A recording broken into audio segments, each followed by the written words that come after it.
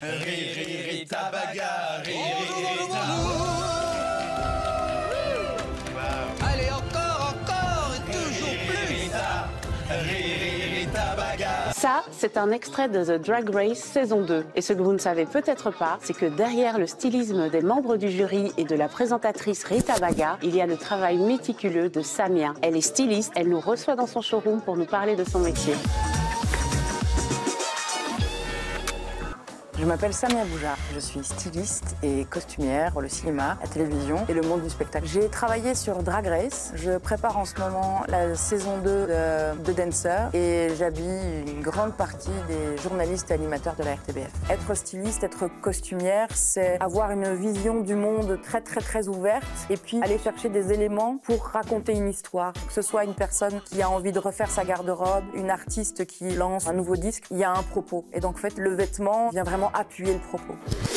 J'ai besoin de pas mal d'accessoires, parfois dans mes poches, mais plus souvent dans cette petite trousse. Donc j'ai besoin de ciseaux pour couper le tissu. Parfois, il faut cintrer un vêtement qui est trop grand. Pour ma part, souvent, ce sont des petites pinces comme celle-ci, ou alors des pinces à papier. Du double face d'électricien, un outil hyper pratique pour coller les chemises qui bougent, les bijoux qui font du bruit. J'ai besoin de fils pour faire une retouche, d'épingles à nourrice, et j'en ai une multitude de toutes les tailles. Il faut vraiment essayer de figer les choses, mais pas trop. C'est un petit peu le challenge du stylisme à la télévision.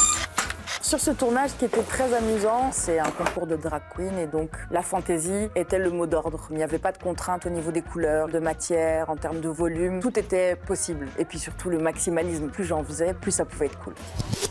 Les difficultés que j'ai rencontrées, ce sont des contraintes économiques. Des belles choses, bien faites, bien finies, elles coûtent cher. Ce genre de contraintes m'a appris à créer des opportunités et à stimuler ma créativité. Donc je pars de quelque chose qui existe et puis en fonction de l'idée, de ce qu'on a envie de développer, de l'endroit où on a envie d'aller, je vais aller chercher des éléments un peu inattendus, détourner des objets, des morceaux de tissu, parfois du papier. Ici on avait une veste rose que Rita trouvait un peu simple. Je suis venue l'agrémenter de bijoux colorés. Ceci par exemple, c'est une boucle d'oreille. Ça c'est un collier qu'on est venu coudre par-dessus. Ici, un morceau de chaîne dorée. Quand on regarde de très près, c'est pas très bien fait. C'est ça aussi la particularité du stylisme pour certaines émissions de télévision, c'est que ça doit faire un effet waouh de loin.